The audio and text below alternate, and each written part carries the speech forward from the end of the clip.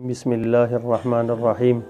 اللہ تبارک و تعالیٰ نے ہمارے اوپر ایک ایسا نظام مقرر کیا ہے جو ایسا ایک کنٹرول کا نظام اور ایسا مانیٹرنگ کا نظام ہے، جو کیمرے ہمارے اوپر فٹ ہیں۔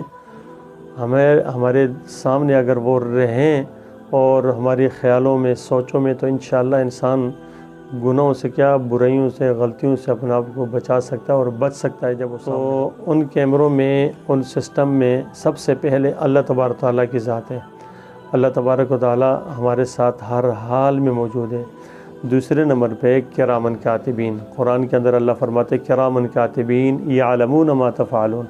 ہر وقت یہ کرامن کاتبین جو ہمارے دائیں بائیں کندھے کے اوپر فرشتے ہیں نا، یہ موجود ہوتے ہیں، کسی حال میں بندے کو چھوڑتے نہیں۔ یہ ساتھ تیسرے نمبر پہ یہ جو انسان کی باڈی ہے، انسان کا جو جسم ہے، یہ اس لیے تو قرآن مجید کے اندر اللہ فرماتے ہیں کہ الیوم نختم علی افواہہم وتکلمنا ایدیہم۔ اب یہ سارے کے سارے گواہی دیں گے، انسان کے بازو بولیں گے، انسان کے پیٹ بولے گا، ران بولے گی، انسان کے جسم بولے گا، اور اس وقت زبان پر جو ہے نا وہ مہر لگ جائے گی۔ چوتھے نمبر پہ ہے یہ زمین، یومئذ تحدث اخبارہا بأن ربک اوحی لہا۔ یہ جب یہ زمین ساری خبریں اگال دے گی، سارے واقعات، ساری باتیں سامنے رکھ دے گی۔ قرآن مجید کے اندر 4 ایسے مقامات پہ 4 ایسے سسٹم بیان کیے ہیں اور ایسا نظام بیان کیا گیا، اس کو سامنے رکھے ہر وقت۔ کوئی انسان بھی ان 4 حالتوں سے باہر نہیں ہے جو قرآن میں ہے۔ اور 5ویں نمبر پہ ہے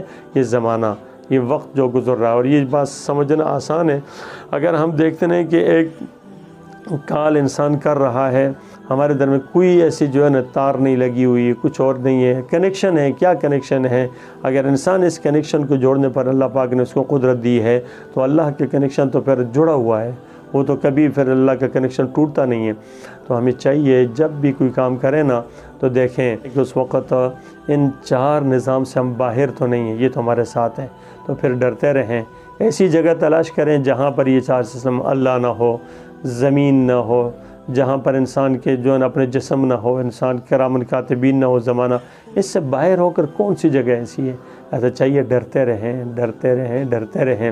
لوگوں سے ڈر ڈر کے تھک گئے، اور وہ ڈر ہمارے کام نہیں آتا، اس لیے ڈر ہماری زندگیوں کے آگے برباد ہو گئے۔ اللہ کا ڈر رکھ لیں، بس مسئلہ ہی حل ہو جائے گا۔ اس لیے کہتے ہیں رأس الحکمت مخافت اللہ، ساری حکمتوں کا سر چشمہ و جڑ اللہ کا ڈر ہے۔ اللہ پاک ہمیں اپنا ڈر نصیب فرمائے، اور اللہ سے جتنا ڈرتے رہیں گے اتنا قریب ہوتے رہیں گے۔ اللہ اپنا قرب، اپنی محبت نصیب فرمائے۔ السلام علیکم ورحمۃ اللہ وبرکاتہ۔